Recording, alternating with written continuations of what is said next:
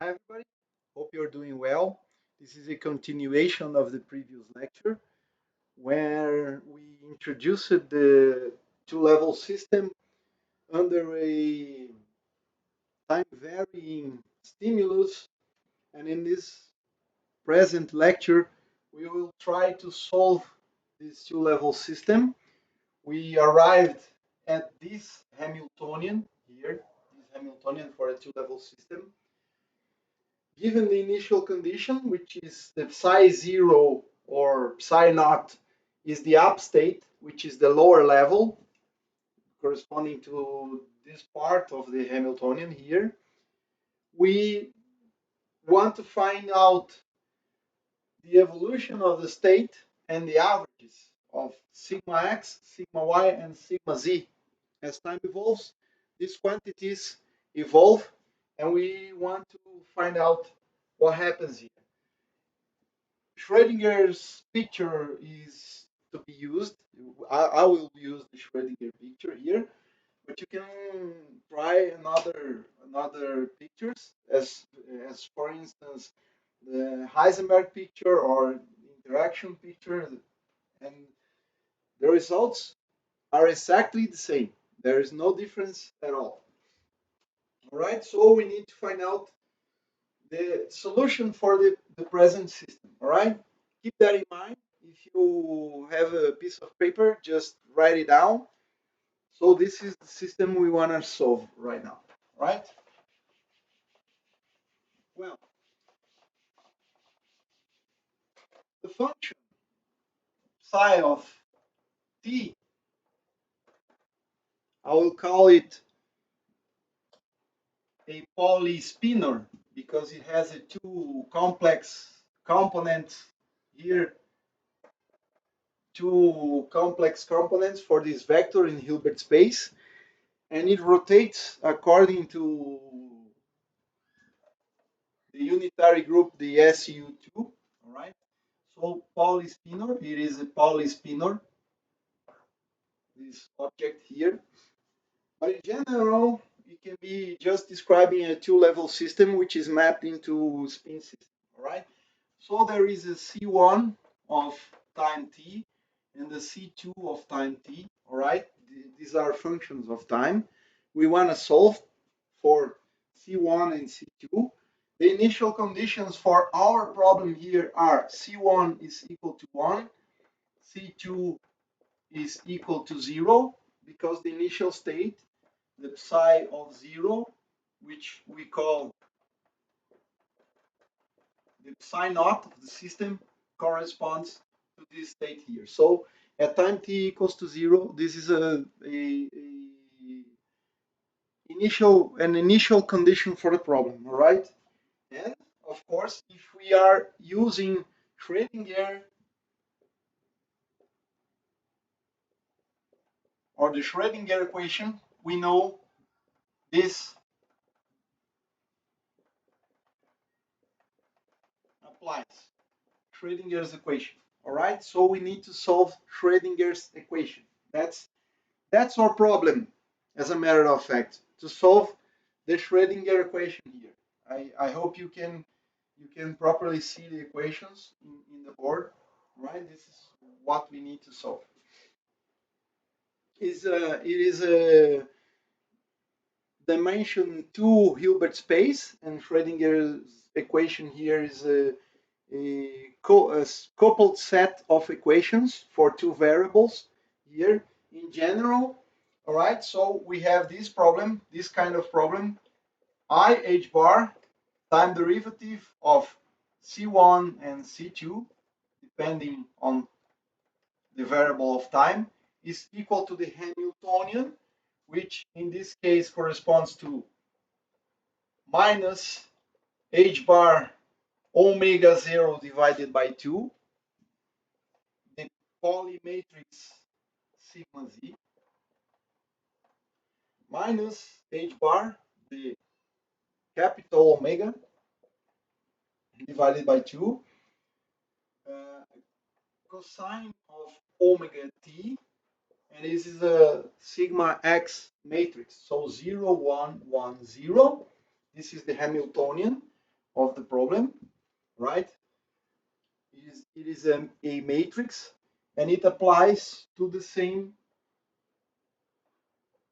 Pauli spinor in this case. So C1 of t and C2 as a function of t. We need to solve for C1 and C2 as functions of time. What are these functions? All right, this is the problem we are willing to solve right now. Well, of course, if we multiply things here, you can promptly eliminate the h bar. That's why we write the energies as h bar times a frequency, because we can eliminate the h bar for all the terms here in the Hamiltonian. So this is an equation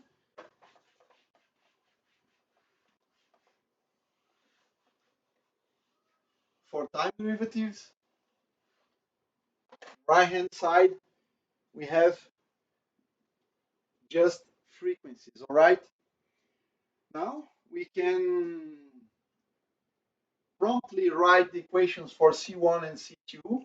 Right, so we have I C1 dt as derivative of this function is equal to minus omega 0 divided by 2 C1, because it's a matrix.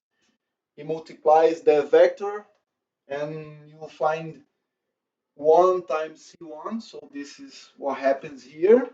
And this minus the capital omega cosine of omega t multiplies this 1 here, and this pick up this term in the equation. So we'll find minus omega over 2 divided by 2 cosine of omega t. This is time dependent term. This is time independent term, and times the function c2. All right, and the imaginary unit multiplies the time derivative of c2. So the equation holds line by or row by row. Okay, you multiply the Hamiltonian, which is a matrix, by the vector, which is the ket state, and it will produce a vector in Hilbert space. It must equalize to the time derivatives of the components of the vector in the left hand side here. So both sides are equal. It's just what Schrodinger's equation says. And this is right now, notice that minus with this minus here will produce a omega 0 over divided by 2, the C2, because this term is diagonal, and the other term is this line here, this row here, multiplying the column vector. It picks up the C1, but is multiplied by this term here. So minus omega over 2 cosine of omega t C1. All right, and that's it. This is the set of coupled equations. All right, that's what we need to solve. But this set of equations, we cannot just use uh, normal or straightforward diagonalization, because the coefficients for the components here, the functions we are willing to solve, are time dependent. So you cannot find eigenvalues here and use the eigenvalues, because the eigenvalues are, as a matter of fact, changing with time. All right, so this is the set of equations we want to solve. But what the interaction picture does, we will do that in a slightly different way, is to eliminate these diagonal terms here, because we can write the following expressions. Say C1 of time t corresponds to a function f of t. It's a function of time multiplying an exponential, which we will eliminate this term here. So in the Schrödinger picture, we have the full equations with coupling, and the diagonal terms also appear. In the interaction picture, if we were using from the beginning the interaction picture, these terms would be already eliminated at the first instance. But now it's equivalent to do the interaction picture. We just write C1 is equal to some function of time, which we don't know yet, times the imaginary unit omega 0 times t divided by 2. Why is that? We'll see in a minute. All right. The function C2 as a function of time, we will write it as some other function g of time t. So there are two functions to be determined. Do not make confusion with some gyromagnetic factor, which is commonly used the letter g. We are using it as a function here, so it's a function of time. We don't know yet. Times the exponential, we want to eliminate this term here in the equation, and to do that, I will multiply this g function by minus I g omega 0 t divided by 2. So that's it. Notice that when differentiating C1 with respect to time, you'll find out the derivative of f with respect to time and multiplying the exponential plus the derivative of the second term, which is omega 0 divided by 2, and multiplies the function f. In the exponential, when you differentiate the exponential, it repeats apart from this constant, so we can put this exponential as a common factor here. All right. Same for the second one. dc2 dt is equal to the derivative of the function g, which we don't know yet, minus I omega 0 divided by 2 times g, and the exponential repeats as a common factor in the equation. All right, so that's what we have right now. We have these two functions here. So we can plug in these results here, write down on paper, all right? Write down on paper.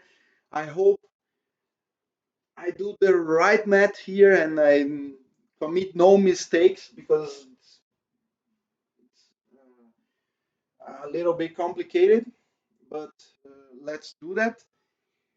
Then you insert this derivative here. Notice that the imaginary multiplies df dt, and the imaginary multiplying an imaginary unit, you have an imaginary unit squared, and this is -1. So you'll have exactly the same factor minus omega 0 over 2 f, the exponential, which cancels out because it appears in both sides. So we can cancel out. You can do the math. So the first equation changes to the following.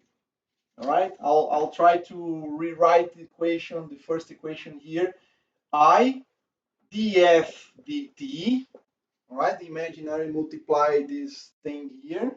I df dt, the exponential appears here, imaginary unit omega 0 divided by 2. This term cancels out because this appears, so this appears in the left hand side. It is equal to the right hand side term. So we have this form of the equation equals to minus omega over 2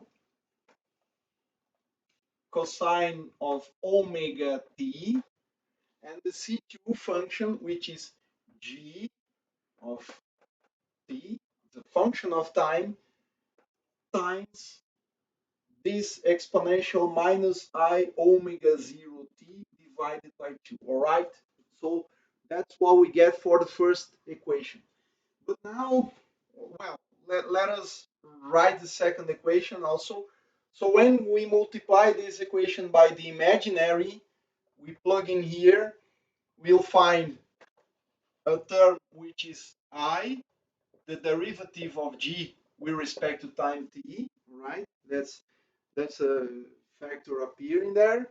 When you multiply the imaginary by this term here, imaginary times minus I, it's minus I squared, which is minus minus 1, which is plus 1, omega 0 over 2g, and the exponential, which must be plugged in here, and the terms are identical, both left and right hand side of the equation. So we can eliminate this factor here, and here we have the exponential omega 0 t over 2 minus I omega 0 t over 2, and this term here corresponds to minus the capital omega over 2 cosine of omega t, and the C1, which is f as a function of time, multiplying this exponential here. All right, so we just used our definitions. All right, we just used C1 and C2. We are solving the problem right now. Okay, so let me clean that up from the board and continue to do the math. Now we can multiply this equation here by the complex conjugate of this exponential. So the complex conjugate of this exponential plus omega naught t over 2. The complex conjugate here is just minus, is just need to change the sign of the imaginary unit. And when you multiply this here, this term here, it cancels out. So that's what we are doing. It cancels out.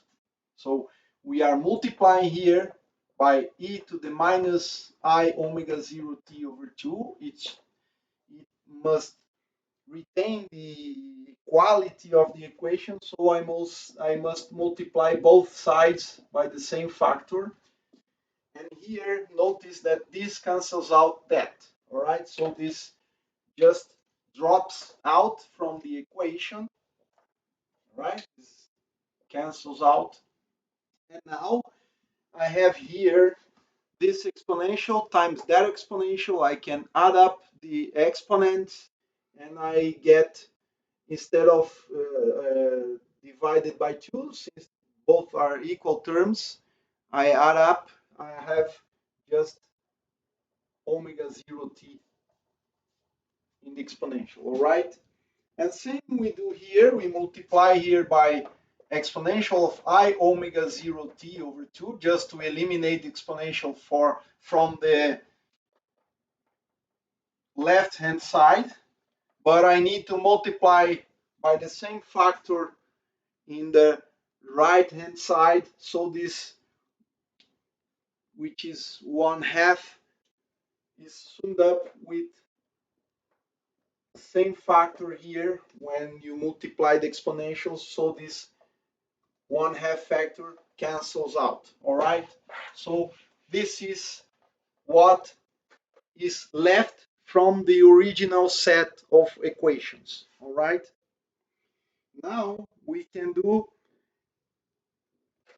another step in evaluating the equation, which is the cosine function of omega t is equal to 1/2. This is an identity.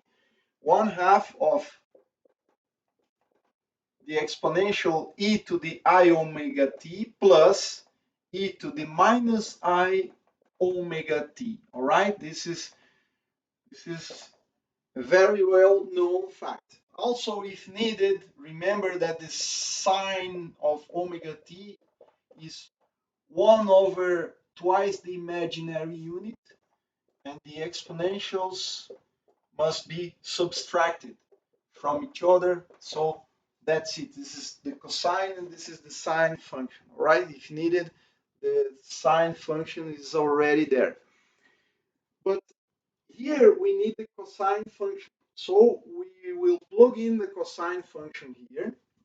So instead of a twice number 2 here, we'll get a 4. Right? I'll write down the equation here. But remember, the cosine is this function here. Right? So we just rewrite both equations. Imaginary df dt is equal to minus capital omega over 2. The cosine is divided by 2. It's a sum of two exponentials, but divided by 2. So we get a factor of 4 here. All right, we get a factor of 4. So minus omega over 4, because this is a 2, and the cosine just brings another factor of half, and we'll have I to the omega t, but when multiplied by that factor there, I can put in a single exponential, just subtracting that factor there. So exponential of I omega minus omega naught multiplying t plus, which comes from the cosine, a term minus omega t, but this is minus omega 0. So we have omega plus omega 0 t, and this multiplies the function g, which is a function of time, which we don't know yet what it is. All right, and the second equation which we need to solve, the second equation of the set, they are coupled equations, because notice, if you didn't notice yet, the time derivative of f depends on g, and the time derivative of g depends on f. So that's why the system is coupled, okay? So this is the same thing here, minus omega divided by 4, and we will have for the cosine function exponential of I omega plus omega naught times t plus the exponential here. I get a minus I omega t, and this is a plus I omega naught t, but I can multiply the exponentials, and if I want plus I omega 0 t, I just change sign here. So minus with this minus, I get a plus, and that's fine. So that's it for this equation. It multiplies the f function. All right. So we multiply this exponential with the cosine function and find out this thing. Notice that this term here is the complex conjugate of that one, and this term here is the complex conjugate of this one. So it's a fact here. This term is complex conjugate to that, and this term is complex conjugate to that. All right. Well, now we will use something which is a very important. So this is the set of equations we want to solve. We will use some approximation which is very, very useful in dealing with two-level systems, which is called the rotating wave approximation.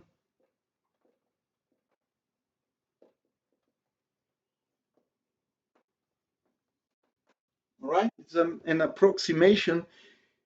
If we had chosen a circularly polarized stimulus, that would not be necessary, because the solution is perfectly. Some terms here wouldn't appear. Term like this one or like this one wouldn't make their appearance here. But now we have two factors here with distinct frequencies of oscillations in the equation. Notice that this is a coefficient which multiplies the function g. This is a coefficient which multiplies the function f, and they are both time dependent. So and they depend on distinct frequencies. This is the difference, and this is the sum of frequencies. All right, and we need to, or we solve the full set of equations, which is really hard, or we get rid of something here. All right, and that's where this approximation enters the scenario. All right, notice the following thing. Suppose we already know the function g, right? We already know that function, and we are willing to solve for f. So f would be proportional. Uh, well, I can write it exactly, of course.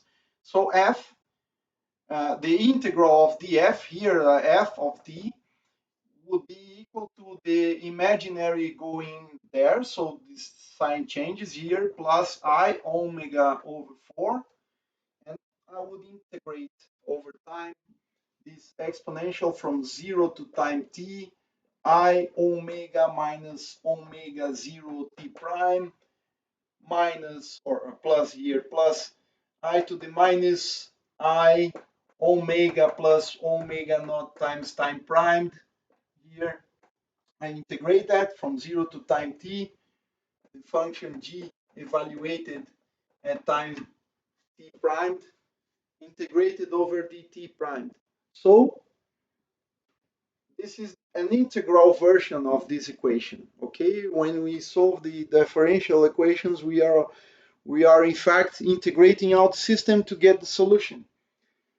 But notice that this is a frequency difference. All right, delta omega is equal to omega minus omega naught, and this is a sum of frequencies. All right, this is I'll call it omega 1, which is the sum of both frequencies. And in general, when you are working with problems like that, this is it's much bigger than the delta omega, which is the difference here. All right, which is relevant is the difference.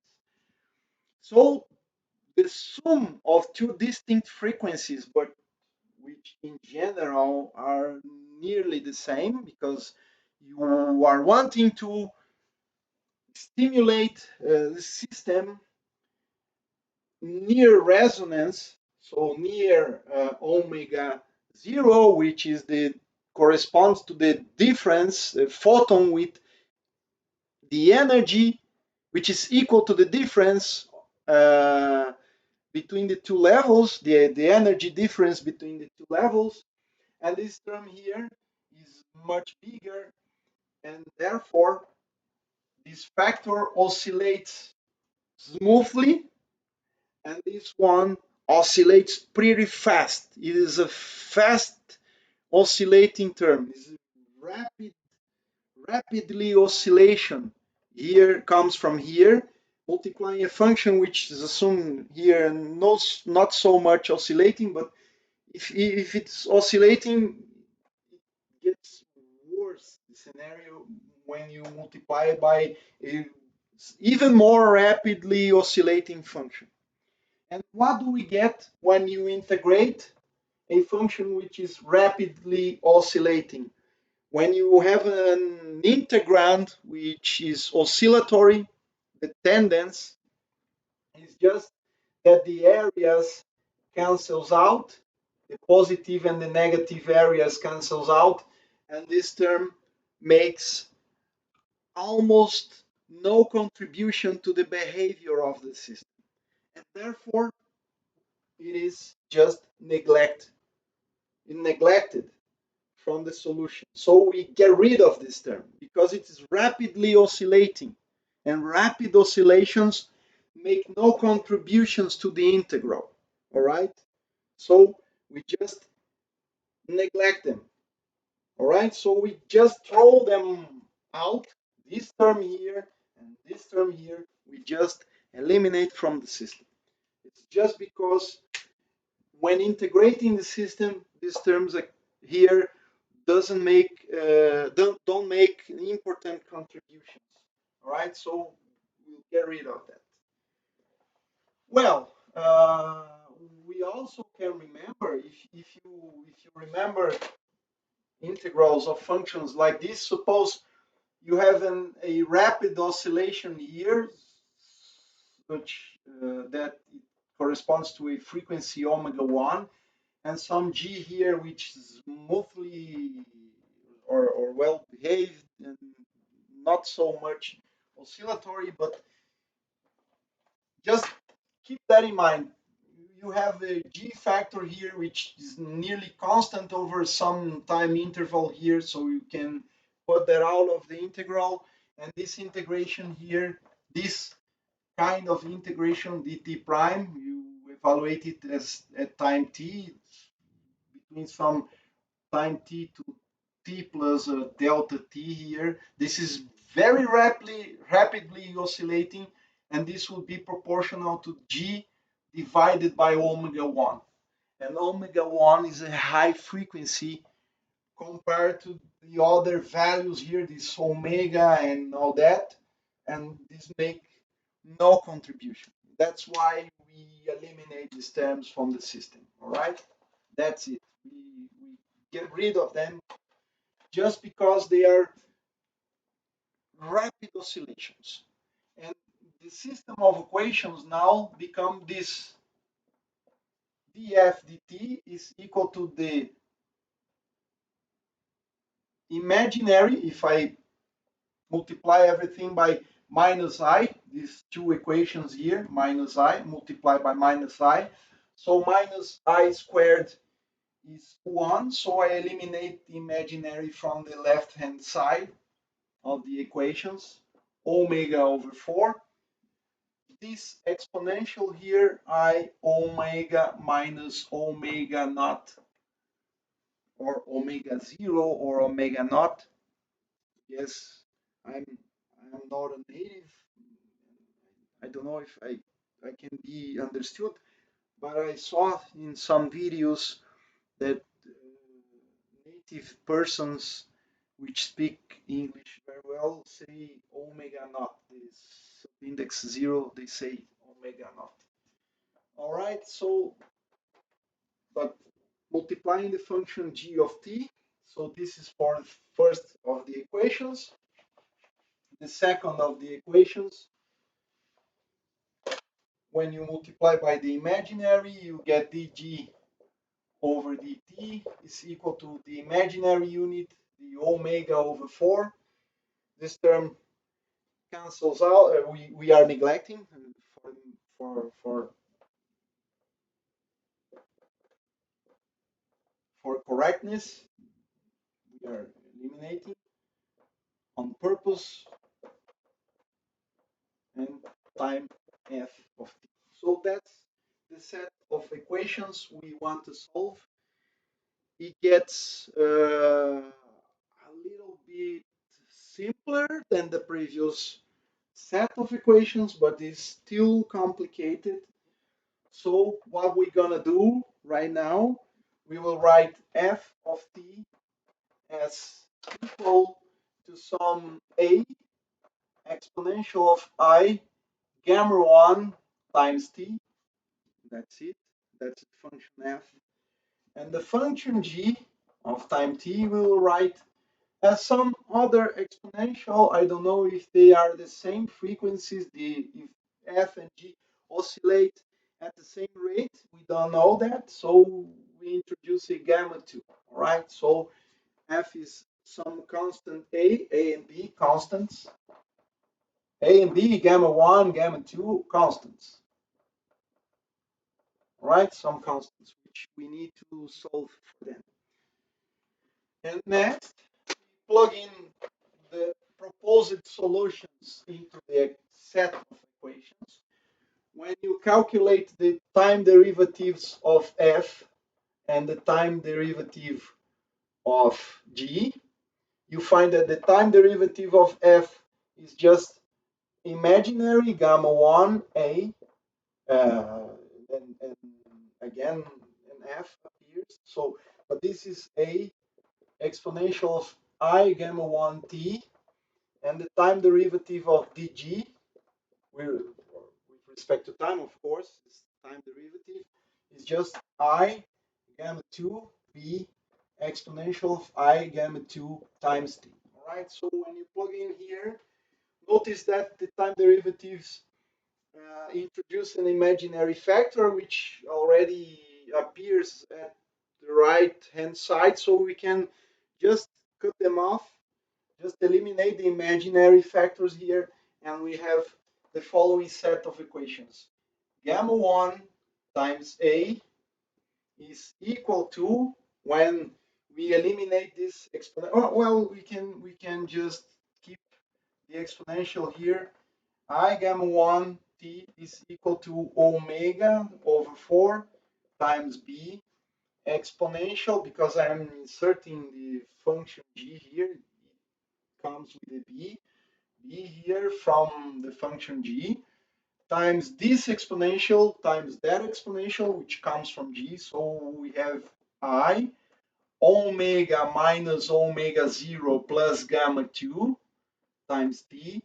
And in the second equation, we'll get gamma 2 times d times the exponential of gamma 2 times t. This is just the time derivative of this function g is equal, the imaginary cancels out again, omega over 4 times, I'm writing the function f here, a, the exponential of imaginary gamma 1 uh, minus omega, if I multiply this omega by the minus here, minus omega plus omega 0 here times t, right? That's what we have for this system of equations. This system becomes just this algebraic set of equations, but it's still dependent on time, and we need to eliminate the time dependence. Otherwise, if you solve the system for A and B and the time remains here, the coefficients would become functions of time, and this contradicts our assumption that A and B are constants. So if this exponential is not equal to that exponential, which corresponds to something called a phase matching here, and this exponential does not cancels out the other exponential, we will get solutions for A and B, which are functions of time. Notice that you can multiply this by the complex conjugate of this exponential here, and you'll get the gamma 1 there, minus gamma 1 there. And if you do not eliminate completely the exponential, you'll find that A is B times some function of time. So you need to get rid of time here. And the way you get rid of time, I will clean the board a little bit here. The way to get rid of time here is just by phase matching both sides of the equation. So if I want to eliminate these exponentials, I need the condition that gamma 1 is equal to gamma 2 minus omega 0 plus omega, or from this equation, which does not, you can see it does not contradict the first one, the gamma 2 is equal to gamma 1 minus omega plus omega 0. All right, so that's it. You can rewrite this equation here isolating gamma 2. So gamma 2 is equal to gamma 1 when you add up omega 0 here and you subtract the omega both sides, you get this equation here, which is the same, gamma 1 minus omega plus omega 0. Okay, that's it. That's the right answer. So we will keep the gamma 1 in the equations, but now we have found that gamma 2 depends on gamma 1, right? So gamma 2 is a function of gamma 1. Just remember, we can define the delta omega. We can define the delta omega, which is omega minus omega naught.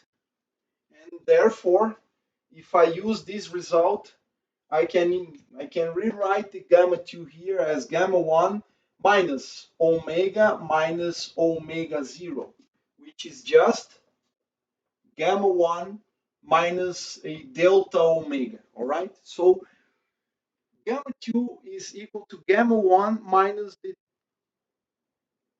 difference in frequency between the applied field frequency, the stimulus frequency, and the natural frequency of spin precession of the system. If you are talking about just a spin system, this would be the spin precession angular frequency. All right. So now using that, I can completely eliminate, because gamma 1 is equal to this thing and the exponentials are equal, and gamma 2 is equal to that thing. So I can eliminate the exponentials here, and I will rewrite the equations the following way. Look, gamma 1 times A minus omega over 4 times B is equal to 0. All right, equal to 0 here, because I am just passing this term to the left hand side. And the second equation, when written in terms of gamma 1, becomes gamma 1 minus delta omega times B. This term goes to the left hand side, minus omega over 4 times A is equal to 0.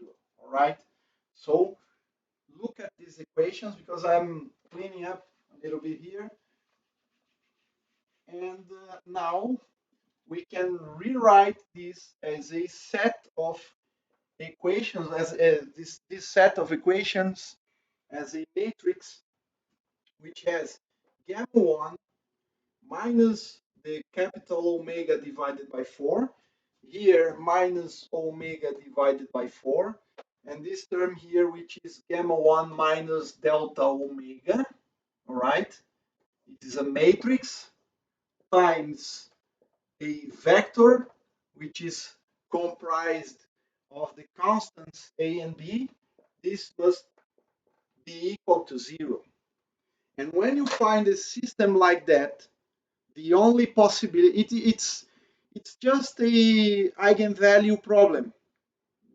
The only possible solution here is the determinant of the matrix equals 0. The only possibility, because you don't have sources here. You don't have independent terms in the right hand side. So this 0 here is the vector 0, right? So you cannot solve this problem if the determinant is not exactly or perfectly 0. All right, this system can be solved when the determinant is 0. So the determinant of this matrix will allow you to find out gamma 1.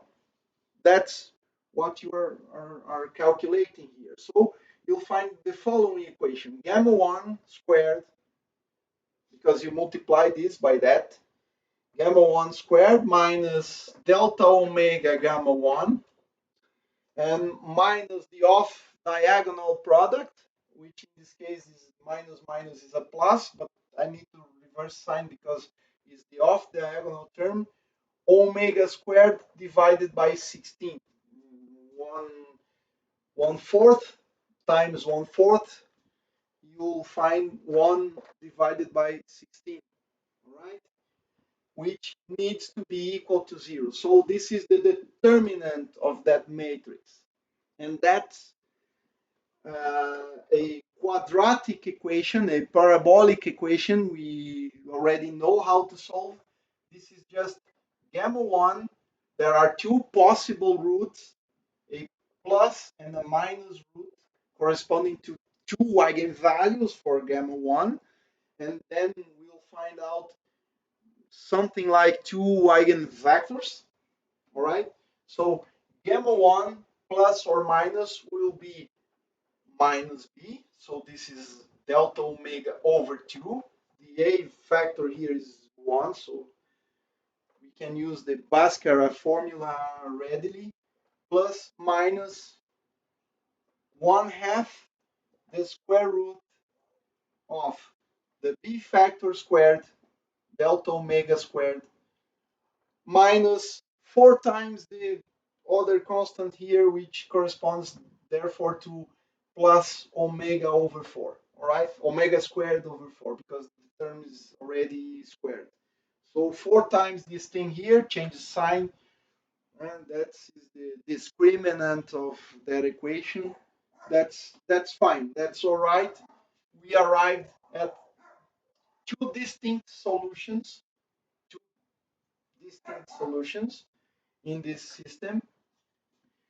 And well, now we have two distinct solutions for the gamma 2 also. The gamma 2 is corresponds to distinct solutions also.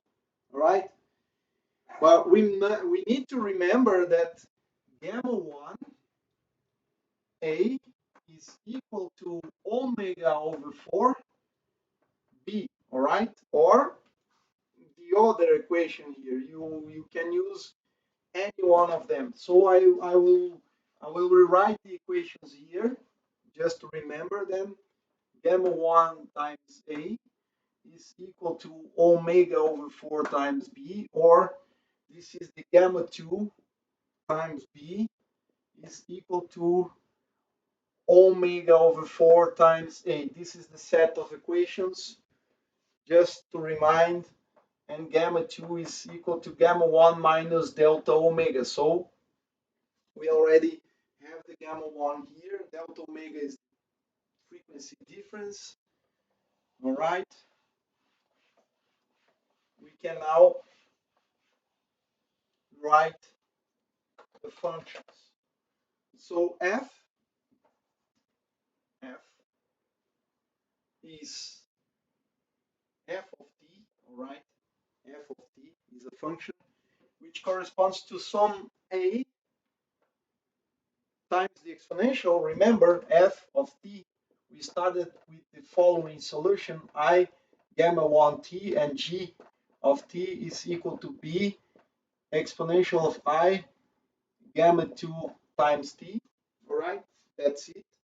We already found the gamma 1 and gamma 2. We need to find out a and b, but there are two possible values because we have found two possible values for gamma 1.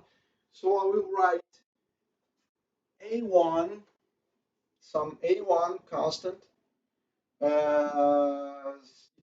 It's a superposition of two solutions.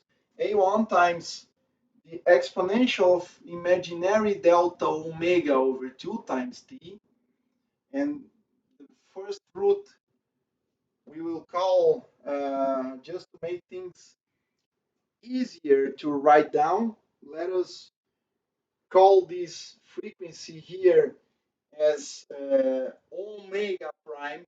Omega primed is just the square root of delta omega squared plus the capital omega squared over 4. So let's keep that in mind and remember that this way gamma 1 is equal to delta omega over 2 plus and minus this omega 1 over 2, right? So we can write that equation, and this makes easier to keep track of the factors. And notice that this factor here is a common factor for both roots, so we can write it in front of everything. So the imaginary of delta omega over 2 times t, that's important to keep in mind.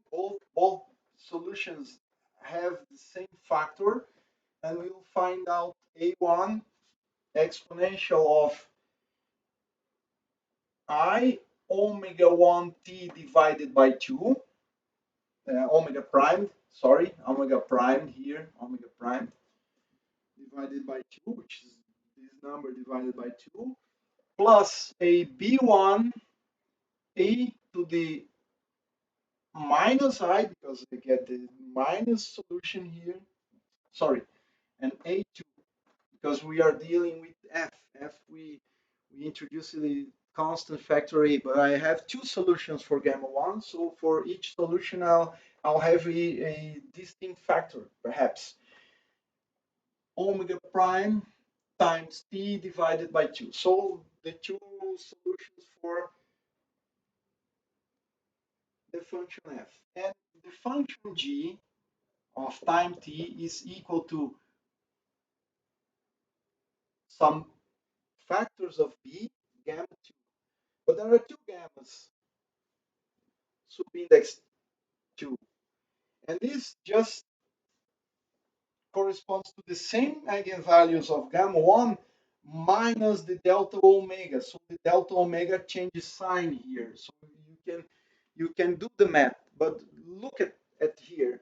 Gamma 2 is equal to gamma 1 minus delta omega. So if you subtract from the gamma 1 delta omega, it reverses sign, because delta omega divided by 2 minus delta omega gives you minus delta omega over 2. So for the gamma 2, the plus and minus equation is just the subtraction of the negative of the previous value. So we'll find out it becomes a minus I delta omega over 2 times t. All right, that's it.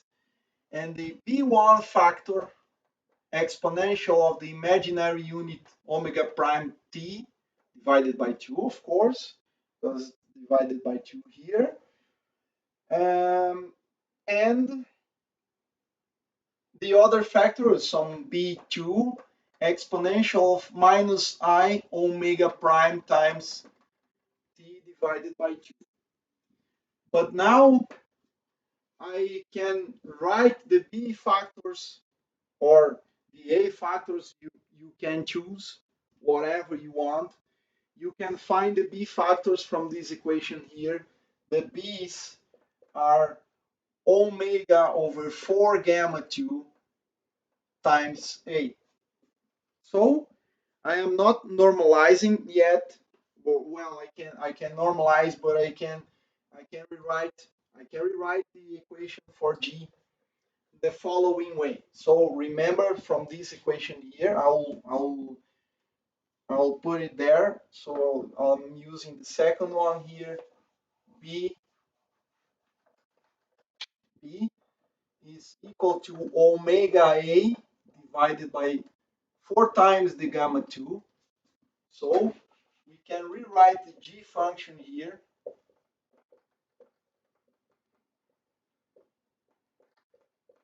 Delta omega times t, delta omega over 2 times t. And here for the first A, I get the first B and the corresponding gamma 2.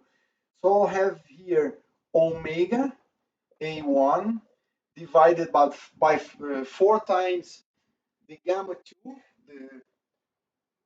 the positive gamma 2, which corresponds to minus delta omega over 2 plus 1/2 of omega 1, or omega primed here, omega prime to be precise. And this multiplies this exponential here, omega prime t over 2, plus the second b here, which corresponds to the omega, the second a over 4, over a factor of 4, right? So I'll need more space here. I'll need to erase something here, but for now it's just fine. So this corresponds to the gamma 2 for the B2, which is corresponding to this value here, minus delta omega over 2 minus omega prime divided by 2, and the exponential omega prime t divided by 2, because I cannot contradicted value. So the B's must correspond to the values of A, all right? The equations must be completely satisfied in full, all right? So that's it. Now, remember that C1, I need to rewrite the omega prime here. It corresponds to the delta omega squared plus omega squared over 4, right? And the delta omega we define as omega minus omega 0. That's it, right? So I need to remember that C1 of time t is just the function f of time t exponential I omega naught t divided by 2. And the second function, which corresponds to the spin down state corresponds to the higher energy level of the system, is just the g function of time t exponential of minus I omega 0 t over 2. And we need to remember that the constant at time 0 need to be the initial conditions need to be the state which is the ground state, which corresponds to the up spin. And look at this equation here. Notice that f c1 of 0 and c2 of 0 are just equal to f of 0 and g of 0. All right, they are just two equations for, because when you insert time t equals to 0, these exponentials cancels out, and the functions f and g must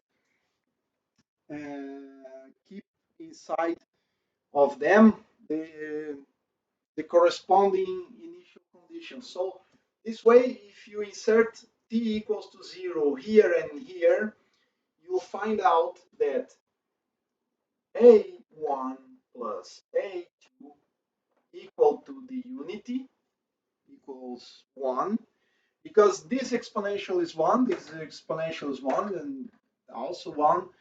Here, this exponential is 1, 1, 1. So you'll find another equation here, which corresponds to omega over 4, a minus delta omega divided by 2, plus omega prime divided by 2 here, times a1, plus the same omega divided by 4 times minus delta omega over 2 minus omega prime over 2.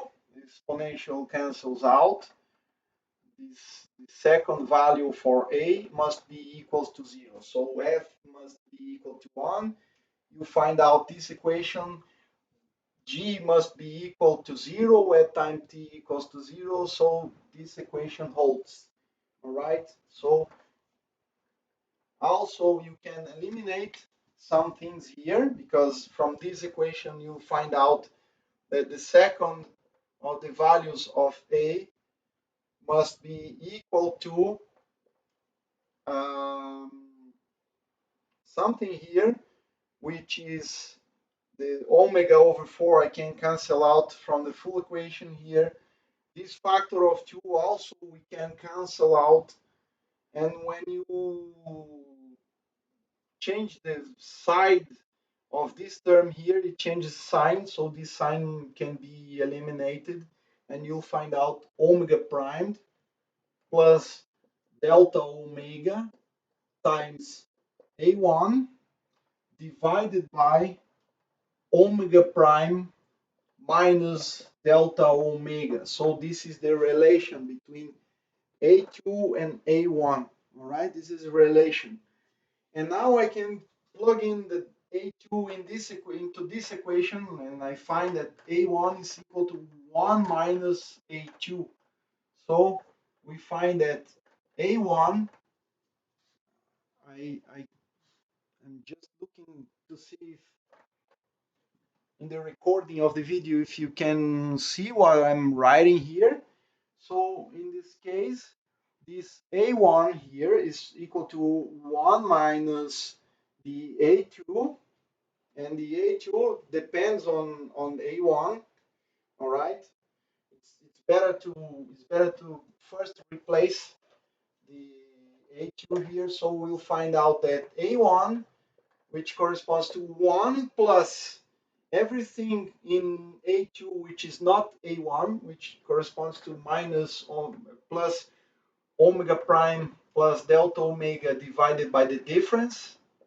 All right, this thing here must equalize unity.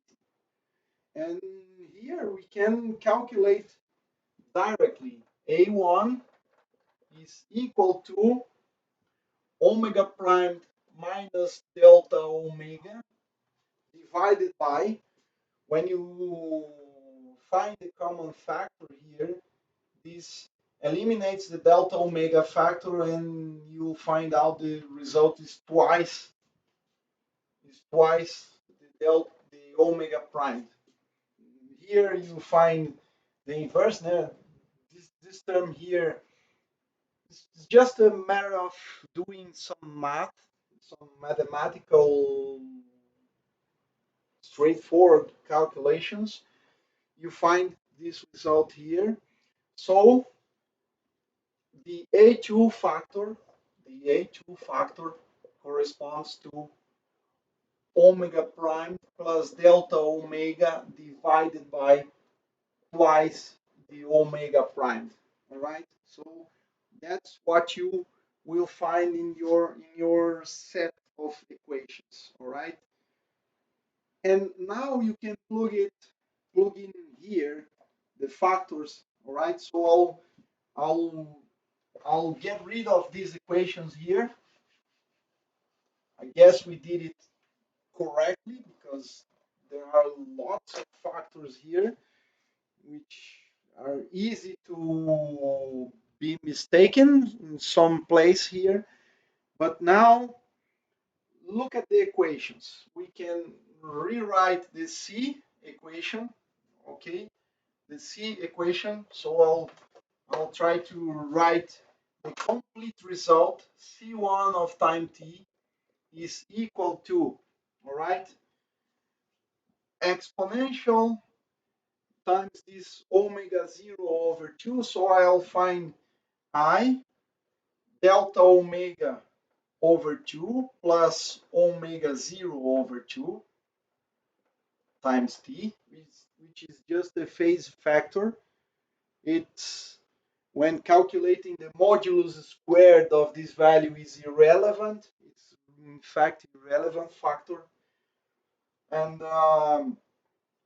now I have omega prime appears for A1 and for A2 divided by twice the omega prime. So I get a 1/2 factor, and this term here becomes a cosine of omega prime t divided by 2. All right, so this becomes a cosine function. And minus a delta omega term divided by omega prime. This factor of 2 will enter a sine function and we'll find out sine of omega prime times t here. All right. So, but there is an imaginary factor here. We'll find out this minus appears here. So if I plug in an imaginary in up and I multiply and divide by the imaginary, you need to remember the definition of a sine function in terms of two exponentials. So notice that from A1 comes a delta omega, and from A2 comes delta omega, which I can put in evidence or as a common factor, and omega prime also is a common factor. And now I will have this exponential in the negative form plus that exponential in positive form. And the subtraction of these two exponential is minus I. It's twice minus I, the sine of omega t prime times t over 2. But there is a factor of 1/2 from here, so the sine function appears. All right, so this is what we have found here. And when we calculate this thing here, when you subtract from delta omega a factor of, or we add a factor of omega 0 over 2, this just is omega over 2, and the factor omega 0 cancels out. So I can rewrite this factor here as I omega t divided by 2. So the natural frequency cancels out. Same I can do for the second function, the C2. All right. So I will have a B solution which corresponds to A1 and A2 plugged in here, right?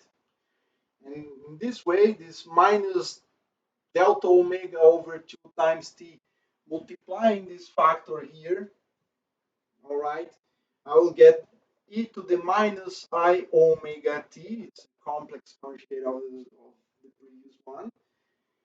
And when we calculate the factors b, I can also put this omega over 4 in in in front of everything here. This term can be placed as a common factor, and this way we'll have a more involved calculation here, because we have for A1 omega primed minus delta omega divided by a factor of 2. So this 4 here cancels out to become a 2.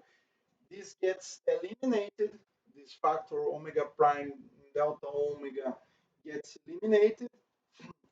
This here you need to see for yourself. This here is the same as the term in the numerator of A1. And there is a factor of 2 here, so we get again the factor of 4 here, but that's what I want to see, what comes out, because this factor of 2 will use to find a cosine function. So we'll find out when you plug in the A1 here, this common factor gets in front of everything. We can just calculate things here, and this becomes a factor of the form omega prime is a common factor because it comes from A1 and A2. And notice that this term here is negative. It's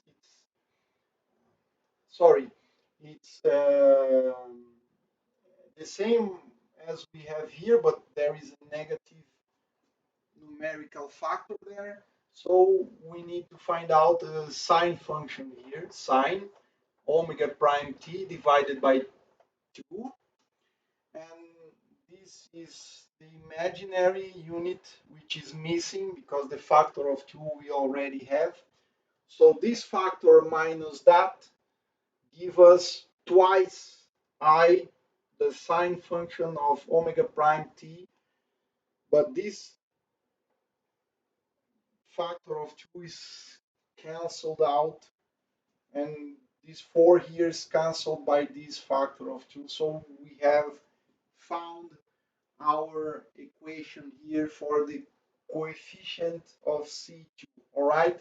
But we must remember what is omega prime and delta omega. Now we can just clean a little bit our our site here because it's very complicated to find out things. So this way we have our functions C1 of time t, and now we can calculate everything we need.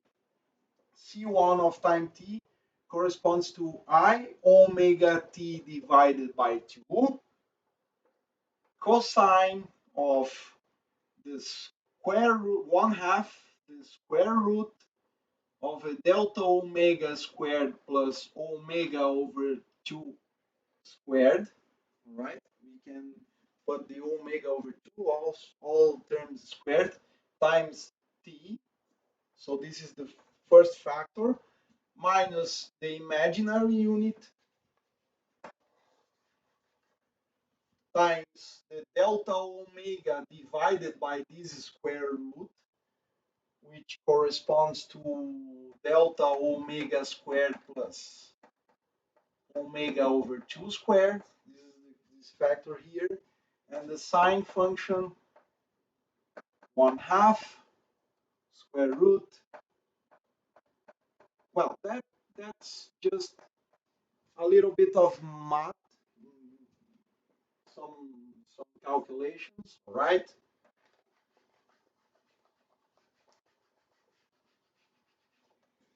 And more important than finding the C1 is finding the C2 function, which corresponds to exponential of minus I omega t divided by 2. And omega, the capital omega divided by twice the omega prime, which corresponds to delta omega squared plus omega over 2 squared. Notice this factor is appearing here. All right. The imaginary unit is just a phase factor of, in the end, the sine of square root delta omega squared plus their other factor here, 1/2 of that, the time t, and that's it. We arrived at the final result. Well, now you can calculate, for instance, the value, the average value of sigma z. It corresponds to, you can calculate, you'll find out C1 complex conjugate C2, because what you need to do is psi of t, sigma z, psi of t, this is a bra, this is a cat. These objects are complex numbers. And in this case, this matrix is already diagonal, so we'll find out if you do the math. I'll leave it to you to do the math. You'll find out C1 squared, the modulus of C1 squared, because this is C1 of t complex conjugate, C2 of t complex conjugate. For the sigma z, I'll do with a little more of details here, but you do the math for the other factors, for the other averages. And when you multiply everything here, when you multiply this matrix, you'll find out the C1 modulus squared, C1 squared plus or minus because there is a minus here, modulus of C2 squared. So this is the average of the spin in the z direction. And you can see that for time varying applied fields, there is a constant magnetic field along the z direction. But now, because there is a fluctuating field, an oscillating field in the transverse direction, this spin, which starts aligned with the constant magnetic field, starts to rotate at a certain frequency, which depends on the difference, the delta omega, which is the difference between the natural frequency of spin precession and the frequency of the applied field, and also depends on this capital omega, which corresponds to the amplitude of the radiating field.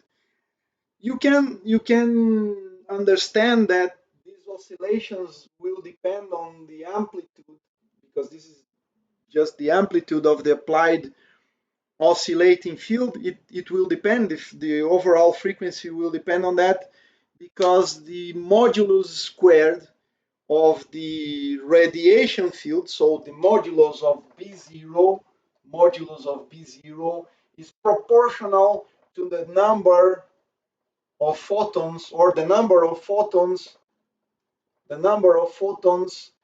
inserted into the system just to make the system flip. All right, the number of photons depends on the intensity of the radiation, and the more the photons are in the system, the more rapidly you can switch to the other state.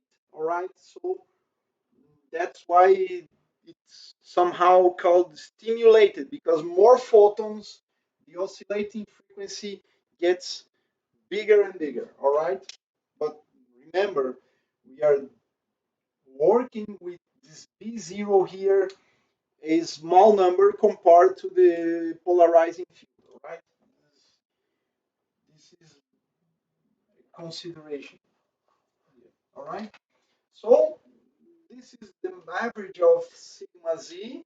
You can calculate the average of sigma x. You'll find out that this is the C1 complex conjugate C2 plus C2 complex conjugate C1, function of time. So this is the real part of the products of C1, C2. This is the real part twice. It's twice the real part, right? This is twice. And for the sigma y, you do the math, you will find out something here, but I don't remember where is the negative of the part, but something like it's proportional to twice the imaginary of that product. C1 complex conjugate C2. I don't remember if it's plus or minus here, but you can do the math and you'll find out what comes out from here. All right, so that's it. You can calculate exactly, but for now we need to find out modulus of C1, modulus of C2. This is the population. You can think about populations. This is the population of the ground state, and this is the population of the excited state of the system. All right. So it's another way to interpret the system when applied to two-level systems, because when you calculate averages of sigma z, sigma y, and sigma x, you are just considering spin rotations. But when you're talking about two-level systems, perhaps just the averages of these functions here are are relevant, because you're trying to find out what are the populations. So notice that C1 squared plus C2 squared, if you calculate properly, the modulus is always normalized. That thing never changes. So the modulus of C1 squared is equal to 1 minus the modulus of C2 squared. You can do the math and prove that by calculating this average, this modulus squared, and calculating this right hand side here. But I will do for now the calculation of this modulus of C2 squared, because it's pretty easy. Then do the math for C1 squared. I have two terms here. It's not too difficult, but certainly the C2 factor is easy to perform the calculation. So C2 corresponds in modulus squared. It corresponds to the population proportional to the number of ensembles you have, is the population of excited state. Okay, normalize it to unity. And C1 squared corresponds to the population of the ground state. All right, this is what you have here. So we'll calculate the C2 squared, because the C1 squared, it's 1 minus the C2 squared. So notice that when you take the square of the imaginary unit is 1, imaginary unit squared is 1, because it's the modulus of this quantity, which is 1. And the modulus of any phase term, which in this case is this exponential here, the modulus is also 1, so squared is also 1. And what you find out, let me rewrite it here, what you find out is that modulus of C2 squared is equal to omega, well, let's write properly. Omega over 2, this factor of 2, squared, because it's a real number, divided by delta omega squared plus omega over 2 squared, and this sine function here, sine, is squared of 1/2. I'll just write this natural or this forced frequency of oscillation here. So that's it. That's it. That's what you will have. And the C1 squared is 1 minus that factor, minus that equation. So let us focus on the C2 here. Look at that. Look at that function. You have an oscillating term. So when you plot this as a function of time t, as a function of time t, all right, I have an amplitude here which is normalized tops. It can be 1, and so I'll put the graph this way here, time t.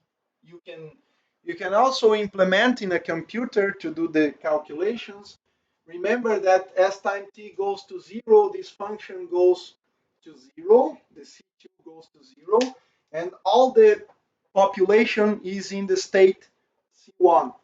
So let's consider now delta omega equals to 0, which corresponds to omega equals to omega 0. So you inserted the proper photon frequency into the cavity, and in this way you find out that your system will attain maximum oscillations. The amplitude, notice there's this delta omega 0, the terms cancel out, you find the sinus a sine function squared, so you'll find out that 1 minus sine squared is a cosine squared, so a cosine squared, just do this thing here, all right, do this thing here, and the sine squared is just filling the gap to reach to unity, so you'll find out something like this, all right, it reaches at tops unity, all right. My figure here can be a little uh, messy, but you understand that when you add up these numbers in the black curve and the red curve, here you'll find out always unity. So the black is just the C1 squared and the red is just a C2 squared. And what happens here? These are the Rabi oscillations, which we mentioned previously. Rabi oscillations. What are Rabi oscillations? Notice that if the system is in the ground state, when you add up radiation to the system, what you are doing is a cycle of absorption from here to that absorption. The system is absorbing absorption here. The system is absorbing radiation and going to the excited state. But then the system is overpopulated, is full in the upper state. There is an inversion of population, and the radiation which is passing through the system just stimulates the system to going back to the ground state.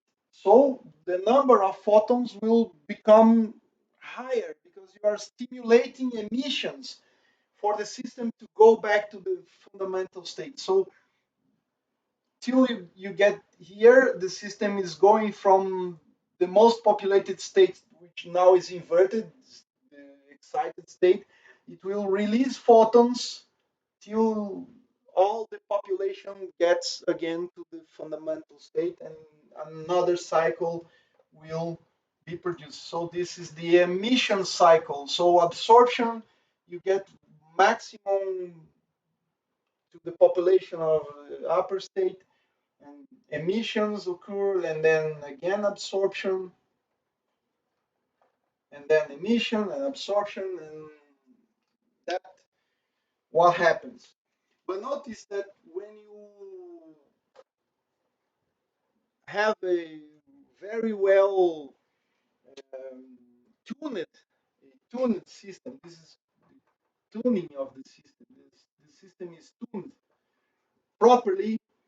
This becomes equals to this C2 becomes, because delta omega is 0, sine squared of uh, this is 0 omega over 4 omega t over 4. All right, and the C1 will become a cosine of that function, cosine of omega t over 4. All right, so notice that when you reach the resonance of the system is exactly at the resonance. What you have is that the Rabi oscillations go with frequency omega over 4. And this omega corresponds to h bar, to some constant, which is a function of the radiation amplitude divided by h bar. So notice that what we really expect. The higher the number of photons, the higher this frequency here of the system, and quicker it will come to an inverted population. More photons means these oscillations are more rapidly occurring. All right. But of course, if you want to have a system with inverted population, or something like you have relaxation, you just need to input the the input of the field must be done over this period of time. So you switch on, you invert population, you switch off the external field, and then the system will relax and will release all the photons. All right, but this is in the continuous operation. All right. Also, we need to see what happens to this amplitude for the CQ out of resonance. All right. So out of resonance, what are the amplitudes for the absorption of radiation? Because this corresponds to absorption of radiation, just to change, and then re-emission of radiation, of course, if you're thinking about the cycles, absorption or emission. If you are out of tune, all right, if you are not at resonance, so this is one, you'll find out the system will oscillate here. So this is the C1 squared, and of course there will be some oscillations here, which corresponds to the C2 squared, and this amplitude here, the amplitude of the oscillation for the C2, the amplitude I'll call it the spectrum S of omega. I will call that S of omega, corresponds to omega capital over 2, which depends on the amplitude of the radiation field, divided by the detuning factor. This is a detuning factor plus the capital omega over 2 squared. All right. So these amplitudes, the amplitude of the upper state, or the level of the upper state, the maximum level of the upper state, will of course depend on the tuning or the detuning of the system. If it's off resonance, the amplitude will be lower, of course. So the maximum absorption will occur when the system is at resonance. Right? So this occurs in time. but I'll try to find out what happens for this function. This is a function of, because you have a natural frequency of the system, omega zero, okay? I'll try to find out what happens here, which is the spectrum of the system. So I'll look for in the omega domain, the frequency of the radiation field. So this function S of omega is just a Lorentzian, which is a common function for resonances. You can find similar functions in many resonance systems, at least approximately. Approximately, resonances are well described by Lorentzian functions, and this is a Lorentzian, right? This corresponds to omega minus omega zero squared plus this, which corresponds to the width of the Lorentzian, all right? So at omega zero, when you find the omega zero, this function is properly normalized. You'll reach the peak of the Lorentzian, but when you detune this thing here, when omega is different from omega zero, in modulus, this amplitude will decrease, all right? And exactly at omega zero, which is the natural frequency of the system, my Lorentzian function is not well, perfectly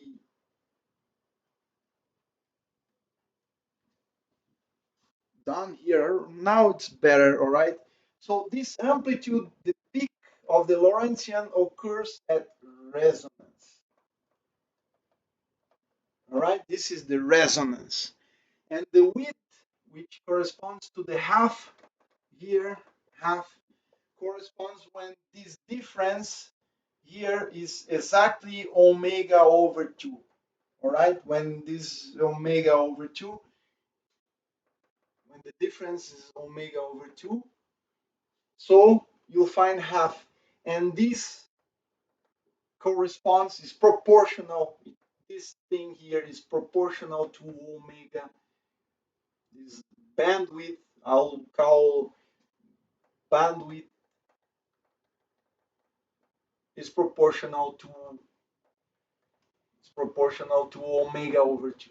All right.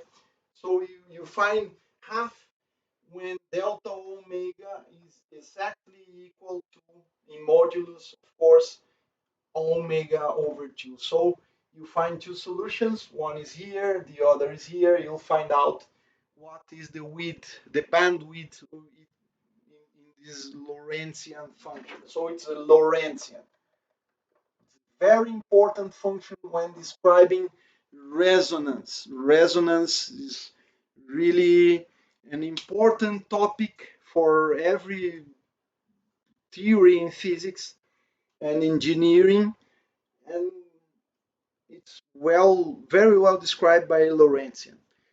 So I guess we did it, what we had to do to find out the solution of this system. It's a very complicated problem to solve. All right, it's rather involved, but I guess you can find out the calculations, the methodology, the methods, and the steps towards the final answers useful. And now please calculate the averages of sigma x, sigma y, and sigma z. Calculate that. I'll left you with an exercise. Okay, that's an exercise. Also, to finish, I propose the following exercise. For this Hamiltonian, the previous one, all right, H omega 0 over 2 sigma z minus H, the capital omega over 2, the cosine function of omega t, sigma x. Use Heisenberg picture, Heisenberg's picture, which means I h bar, a derivative over time, a time derivative of a given Heisenberg operator, it can be any of the Pauli matrices, is equal to the commutator of that operator in the Heisenberg picture with the Hamiltonian. So I propose find the equations of motion for sigma of x, sigma y, sigma z. Sigma x, sigma y, sigma z. All right? Find out the equations of motion. So you can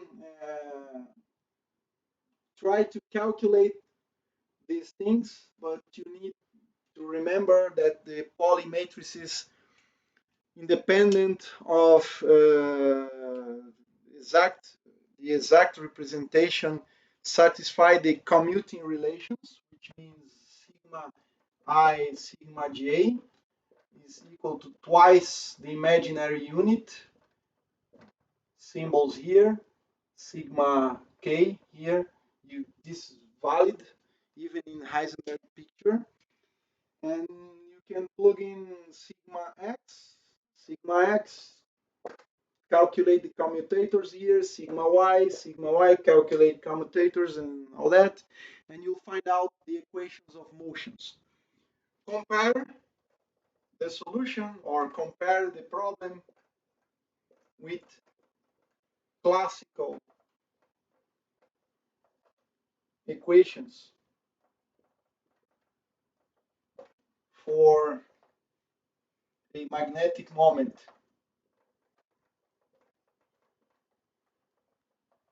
right? So find out what happens if you have a classical magnetic moment subjected to some equations like that. And this B field here is what we already used. All right? So see you next time. Bye bye.